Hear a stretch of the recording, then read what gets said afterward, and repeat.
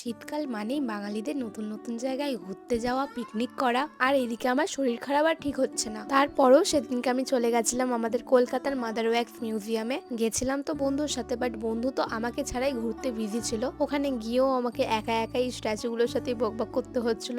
জায়গাটা খুবই ফাঁকা ছিল, দেখতেই পাচ্ছ। আর এখানে দেখো মোটু পাতলু পাতলু কিছুতেই দড়িটা টানতে পারছিল না, তাই আমি একটু হেল্প করে দিলাম ওর। তারপরে না আমার ছোটা ভীমের সাথেও দেখা হয়েছিল, বাট আমার ছোটা ভীমের থেকে রাজুকে বেশি কিউট লাগছিল।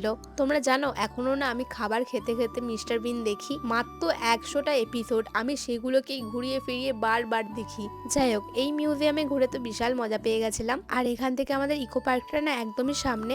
এত কিছু দেখতে দেখতে আমার না বিশাল খিদে পেয়ে গেছিল, তাই ডিসাইড করি কোনো একটা ক্যাফেতে গিয়ে কিছু খাবো।